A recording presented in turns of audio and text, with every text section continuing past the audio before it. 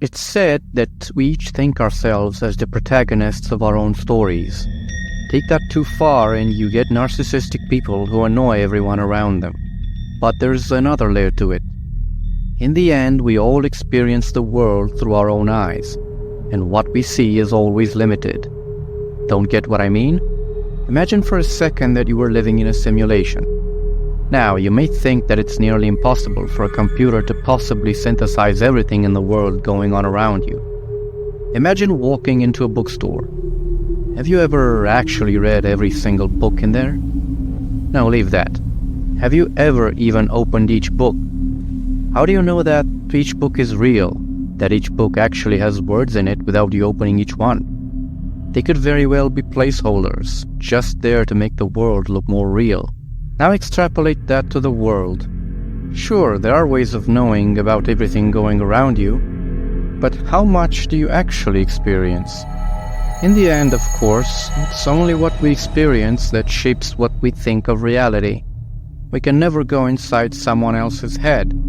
This would all just be a thought experiment. Or at least it would be normally.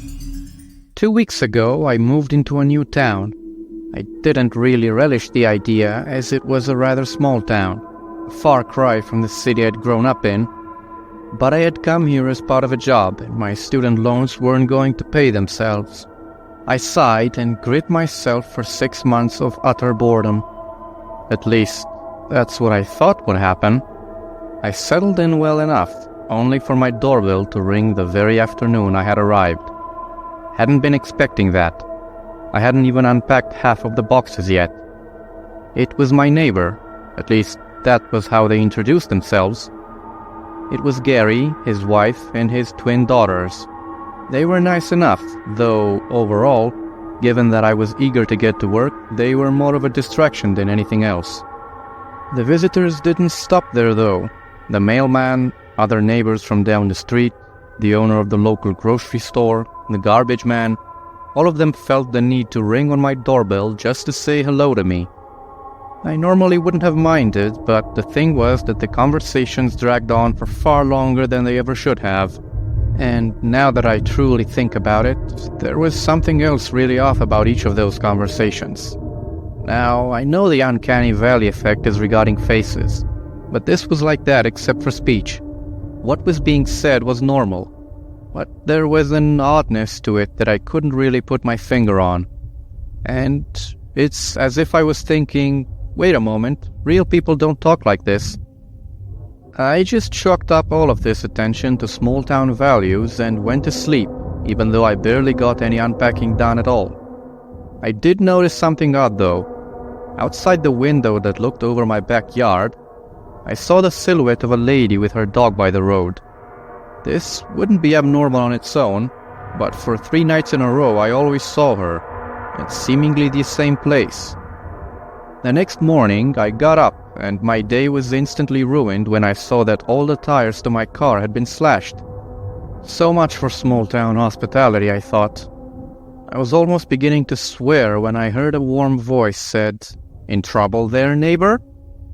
It was Gary. And from the way he approached me, it was like he'd been waiting all this time behind the corner just to pop up when I would notice the slashed tires. Yeah, someone did this, I said. Oof, looks like we got ourselves a troublemaker on the loose here, Gary said. We should let the sheriff know. Oh, there he is.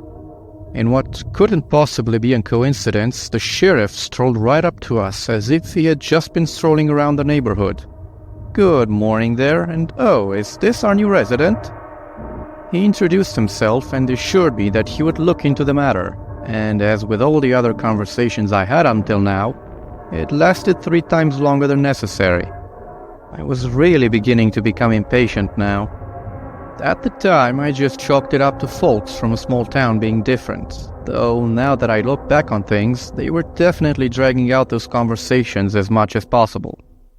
Gary offered me a ride to work, which I accepted given I had no real other options. He talked a lot about his own life, and only occasionally asked me questions about mine. In case you were wondering what it was that I did there, I was a reporter working on a story. I was looking into a story regarding a factory near the town. And so Gary was nice enough to drop me off at the town library, which also housed its records. It was fairly old, didn't even have a digital system in place. They still used those old cards you would write into if you wanted to take a book out. You would think that at the very least in a library I would get some peace and quiet, but no. The librarian and her 2 assistants walked up to speak to me. They shooed away the other patrons, who also seemed to want to introduce themselves, and began explaining how the library worked. Again, the conversation lasted way too long for my liking. I tried to focus on my work, but I really couldn't. I noticed it every so slightly. People were waiting for me around every corner.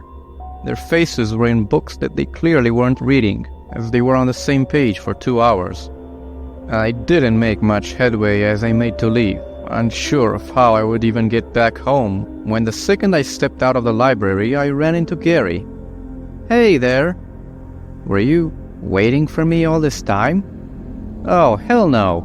Of course not. I was just in the area and remembered you didn't have a ride home.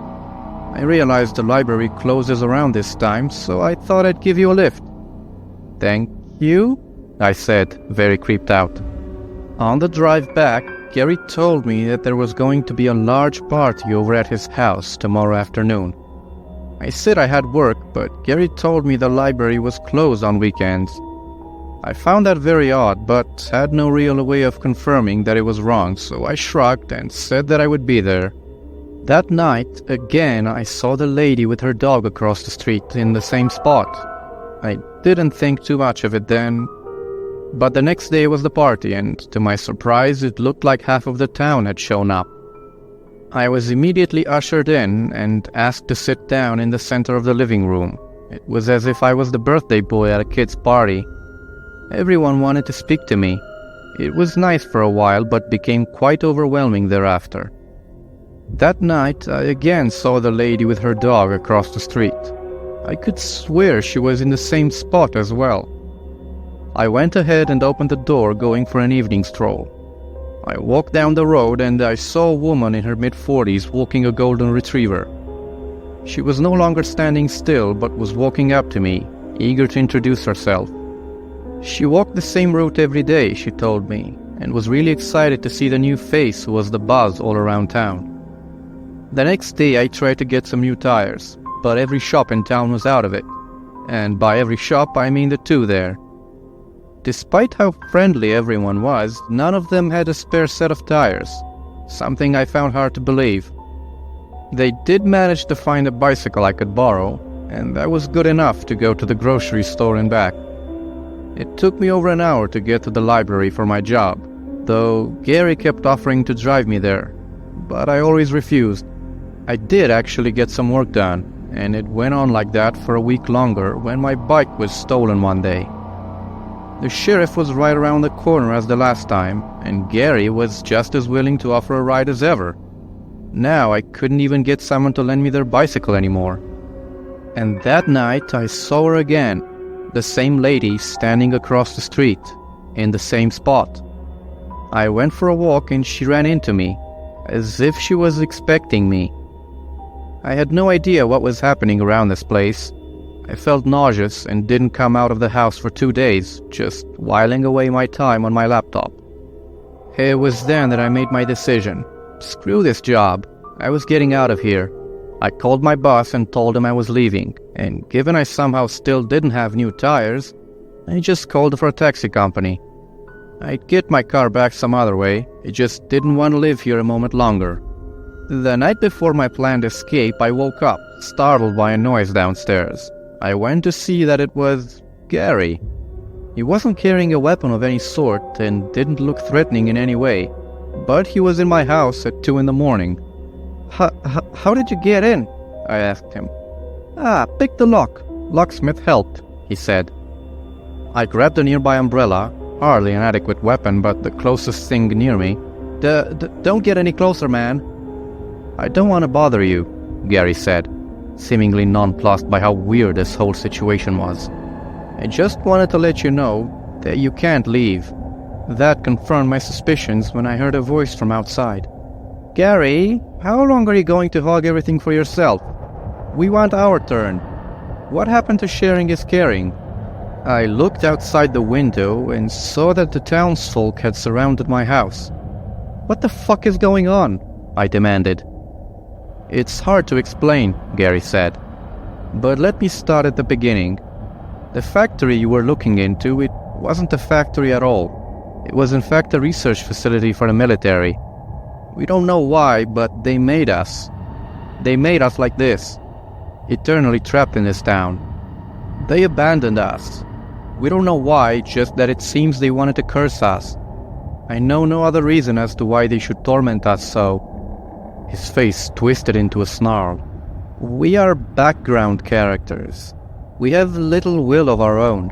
It's only when someone like you comes from the outside that we find our purpose. That this town of ours has life breathed into it. Did you know what my days were like before you came along? I would stand in an empty house with my family for hours on end, just staring at a blank wall, unable to drink or eat or even sleep, unable to feel, unable to express myself. I can't even talk to members of my family unless you come around. Ah, I think you have a term for us, Gary said. NPCs, side characters, that's what we are. We can't do anything unless you come around. And I loved it so much when you were here. For the first time in years, I felt alive. Did you know something? My house is actually empty. No furniture, nothing at all. Everything that you saw in there on the day of the party, it materialized only when you came in. I could go back home to an empty house, but I won't anymore. He began to move. Come with me. I ran upstairs and locked my bedroom door, barricading myself in as well as I could. I looked out my window and saw throngs of people there. I can hear them at my door. Any minute now they'll get in. I have family outside here, guys. I do not want to spend my life being a prisoner of whatever things live in this town. My hand is shaking in terror as I type this out on my phone. I don't know what I can do in this situation. I think I can smell smoke. They're definitely starting a fire, knowing I'll have to jump out the window. I don't know if they'll fight over me or try to tear me apart so each of them gets a piece. But they're not going to leave me alone.